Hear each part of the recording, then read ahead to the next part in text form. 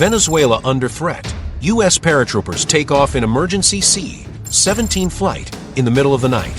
While you're watching this video, American paratroopers are boarding C-17 Globemaster aircraft in the dead of night, ready for an operation in the Caribbean. Just 100 miles off the Venezuelan coast, a strategic island has become the stage for military drills that could completely shift the balance of power in South America. Stick with me until the end, because this story is going to blow your mind.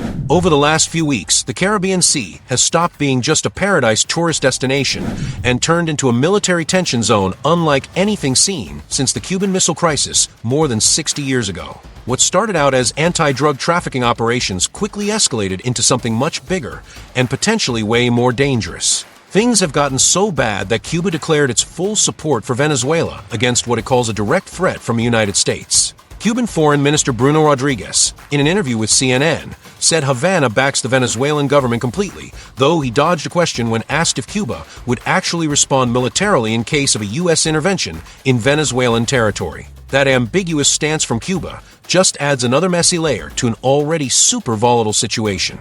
But how did we even get here? Why are American troops suddenly running island capture drills in the Caribbean right now? And what exactly is Maduro up to, training a civilian militia made up of seniors, government workers, and everyday people? Let's dig deep into this story that could be leading us straight into one of the biggest geopolitical clashes of the decade. Since early September 2025, the United States has massively ramped up its military presence in the Caribbean Sea. And we're not just talking about a few ships patrolling around. We're talking about a whole fleet of combat vessels strategically parked in international waters close to the Venezuelan coast. Officially, the operation was announced as part of counter-narcotics efforts, but Venezuela and its allies see it in a totally different light. Donald Trump, in his second presidential term, has publicly confirmed at least 3 deadly strikes against vessels in the Caribbean Sea, leaving more than a dozen people dead, all of whom Washington labeled as drug traffickers. The problem: the White House hasn't provided any solid evidence or intelligence proving those killed were actually involved in trafficking. That lack of transparency has only fueled Caracas and its allies' suspicions even more. But the maritime buildup is just part of the story. U.S. Air Force troops have been carrying out specialized training for island capture missions in the Caribbean, a complex military operation that demands tight coordination between massive C-17 transport planes, highly trained paratroopers, and special operations units. These drills aren't routine. They're designed to mimic real combat situations, the exact kind of mission needed to seize control of Venezuelan positions in the Caribbean. The C-17 Globemaster III, those giant military transport planes that can carry up to 170,000 pounds of cargo or 102 fully equipped paratroopers, have been spotted taking off at odd hours, including middle-of-the-night runs that suggest they're on high alert and ready to roll at a moment's notice. These planes can fly straight from U.S. bases to distant combat zones, refueling mid-air when needed, making them perfect for fast military power projection. What's especially concerning is that these U.S. military drills are focused specifically on seizing and holding island territories, exactly the kind of geography Venezuela controls in the Caribbean, including the strategic island of La Orquilla. Nicolas Maduro hasn't just sat back and watched this American show of force. The Venezuelan president ordered one of the largest military mobilizations in recent history, pulling in not only the regular armed forces, but also drafting civilians for emergency military training. And here's where things get both fascinating and worrying at the same time. On September 17, 2025, Venezuelan Defense Minister Vladimir Padrino Lopez announced the start of 72 hours of intensive military drills on La Orquilla Island, about 100 miles off the Venezuelan coast. Aerospace task forces, special forces, military intelligence units, and coastal defense groups were all mobilized for the small island, which, despite its modest size, holds massive strategic value because of its location in the Caribbean Sea. But the mobilization didn't stop there. By the second day of drills, Venezuela expanded operations to include ground, air, and naval maneuvers, basically turning La Orquilla into a live-fire combat training zone. State-run Venezuelan media showed footage of soldiers running shooting exercises, simulating defense against amphibious landings, and practicing with anti-air defense systems. What really caught global attention happened on September 20th. Maduro took an unprecedented step and called on regular civilians to take part in military training sessions on the streets of Caracas and other Venezuelan cities. Public employees, members of community organizations, and even elderly folks were taught basic combat skills, field first aid, and civil defense procedures. The Venezuelan government framed it as an effort to boost citizens' technical and tactical abilities so they could help defend Venezuelan soil, if needed. The scenes are striking. Everyday people, many with zero prior military experience, learning to handle defense equipment, running through evacuation drills, and getting instructions on how to react in case of direct confrontation. Maduro's government is basically building a massive people's militia, turning regular citizens into a reserve force that could be mobilized if there's an invasion or foreign intervention.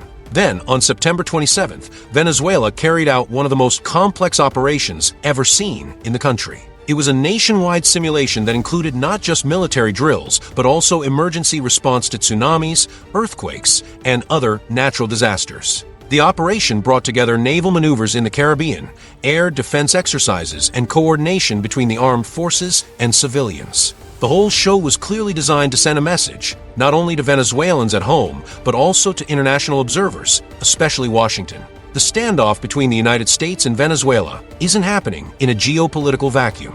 Other key players in the region have direct stakes in how this showdown plays out, and Cuba is probably the most important of them all. Cuban Foreign Minister Bruno Rodriguez's statement to CNN marked a crucial moment in this unfolding crisis. Rodriguez flat out declared that Havana fully and completely supports the government of the Bolivarian Republic of Venezuela. But he chose his words very carefully. When pressed on whether Cuba would actually respond militarily to a hypothetical U.S. attack on Venezuela, he dodged again, saying that was a hypothetical case, and that Cuba would answer only if and when an actual U.S. military intervention happened. This kind of strategic ambiguity is fascinating. Cuba doesn't want to slam the door on possible dialogue with Washington, but at the same time, it can't afford to abandon its closest ally in the region.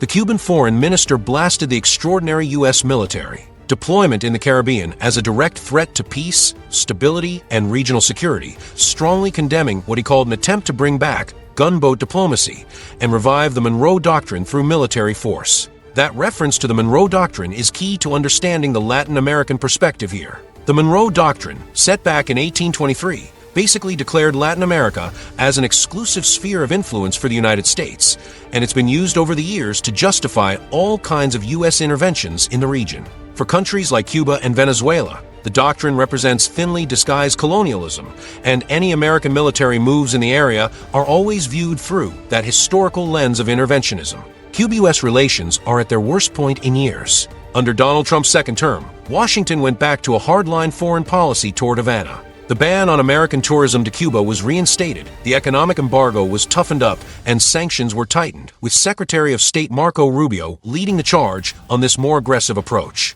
Rubio, son of Cuban immigrants and one of the most outspoken anti-Castro politicians in the U.S., publicly said he has nothing to discuss with the Cuban government and accused Havana of fueling the migration crisis in the region. Rodriguez shot back, saying that U.S.-Cuba migration issues have always been manipulated by Washington for political purposes, aiming to destabilize and discredit the Cuban Republic and its government. He specifically called out how many Cuban migrants who entered the U.S. under parole programs are now being persecuted or deported, while Cuban-American politicians don't lift a finger to protect them. A direct jab at what Havana sees as hypocrisy in American politics. Sources close to the Venezuelan government say Caracas is preparing a possible state of emergency decree in response to the U.S. military buildup in the Caribbean. Even though it hasn't been officially confirmed at the time of this recording, such a decree would mark a major escalation in Venezuela's response, giving Maduro's government extraordinary powers to coordinate national defense, control internal movement, and mobilize economic resources for national security purposes. A state of emergency would give the Venezuelan government legal authority to seize private property for military use, set up air and sea exclusion zones, implement rationing of strategic resources, and temporarily suspend certain constitutional guarantees in the name of national security. These measures, extreme as they are actually laid out in the Venezuelan constitution for situations involving severe external threats. Implementing a state of emergency would also send a crystal-clear signal internationally that Venezuela sees the situation not just as a diplomatic crisis, but as a real existential threat to the country. That move could rally more support from regional and international allies, including Russia, China, Iran, and other countries that have a vested interest in curbing U.S. influence in Latin America.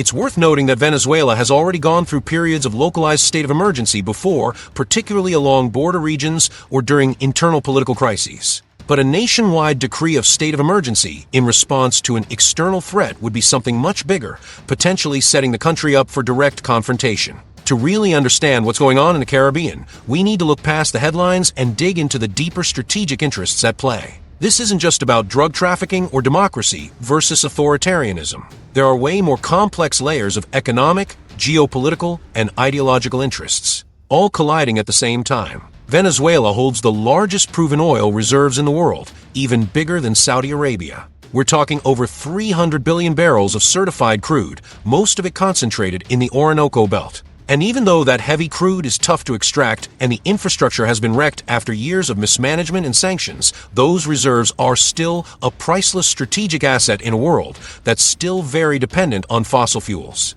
During Trump's second term, the United States has massively stepped up its economic pressure campaign against Venezuela with sanctions that keep getting broader and harsher. These U.S. sanctions don't just target Maduro and his top officials, they go straight at the Venezuelan oil sector, making it almost impossible for the country to export oil or import the tech and equipment needed to keep production going. The result? A devastating blow to Venezuela's economy, fueling a humanitarian crisis that's forced millions of Venezuelans to flee the country in search of better living conditions. But it's also had an unintended side effect, pushing Venezuela even deeper into the arms of America's rivals, especially China and Russia. China has become Venezuela's biggest lender, having pumped tens of billions of dollars into the country over the years, with Venezuelan oil reserves as collateral. Russia, on the other hand, has been supplying military equipment, technical advisors, and crucial diplomatic support to Maduro's government. Both Beijing and Moscow see Venezuela as a key strategic partner in Latin America,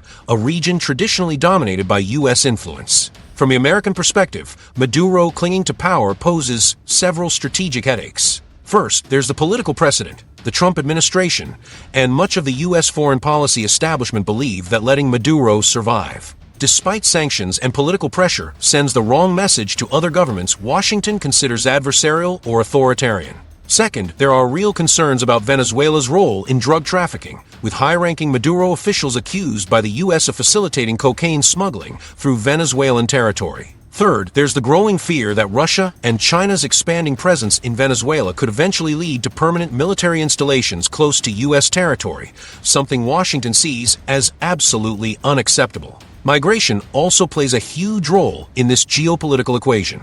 Millions of Venezuelans have fled the country in recent years, putting strain on neighbors like Colombia, Peru, Chile, and Brazil. Many of those refugees eventually make their way toward the U.S., adding to the migration crisis at America's southern border. For the Trump administration, which has made immigration control a core priority, the situation in Venezuela is partly viewed through the lens of border security. Given this complex backdrop, what are the most likely scenarios for how this crisis unfolds? And what are the risks of it spiraling into direct military conflict? Let's break down the possibilities in a realistic way, based on what we know about the military capabilities, political will, and practical constraints of all the players involved. The first and most likely short-term scenario is a continuation of the current standoff without direct confrontation.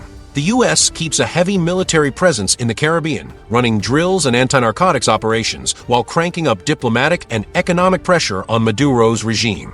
Venezuela counters with periodic military mobilizations, anti-imperialist rhetoric, and tighter ties with China, Russia, and other allies. Both sides keep testing each other's limits without crossing the line into open conflict. This controlled tension scenario lets both sides score points politically at home and abroad. Trump can show his base that he's being tough on Maduro and cracking down on drug trafficking. Maduro can use the American threat to rally domestic support, justify authoritarian measures, and distract from the country's internal economic mess. It's a fragile balance, but one that could drag on indefinitely. The second scenario is a limited U.S. military intervention. That could take different shapes. Secret special operations targeting specific drug trafficking or military leadership figures, or limited airstrikes on Venezuelan military sites considered threatening. The goal of a limited intervention would be to significantly weaken Maduro's regime without the political and human cost of a full-scale invasion.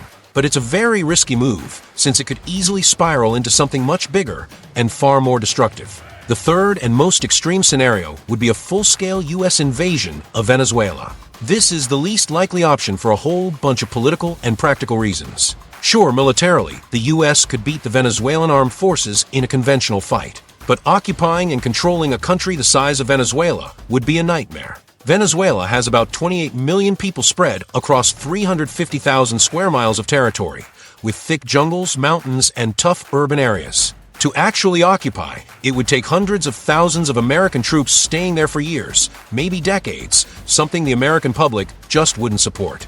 Then there's the question of resistance. With Maduro arming and training civilian militias, a U.S. invasion could face not just the regular Venezuelan military, but also large-scale popular insurgency. America's experiences in Iraq and Afghanistan already showed just how brutal and costly it is to try to pacify a country where big chunks of the population are ready to resist foreign occupation, even after their government's conventional forces have been beaten. On top of that, the international political fallout would be massive. Most Latin American countries, even ones critical of Maduro, would strongly oppose a U.S. military intervention in the region. That could leave lasting damage on America's relations across Latin America, fueling anti-American rhetoric, and possibly pushing even more countries closer to China or Russia's orbit. And there's the wild card of other international players. It's unlikely Russia or China would send troops to directly fight the U.S. in Venezuela, but they'd almost certainly ship weapons, intelligence, and logistical support to forces resisting a U.S. occupation.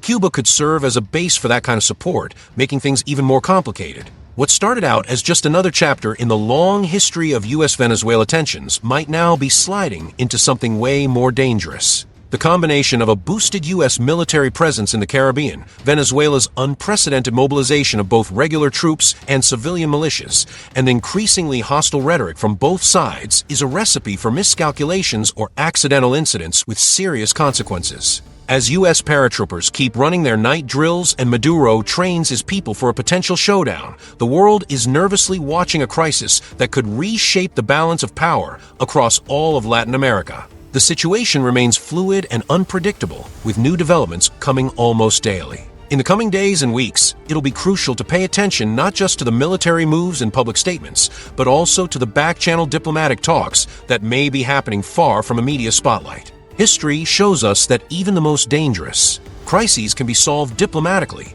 if there's enough political will from all sides involved. For now, the Caribbean remains a geopolitical powder keg, with multiple players holding matches in hand. Let's hope cooler heads prevail and a peaceful solution can be found before this standoff turns into something far more destructive and tragic. And what about you?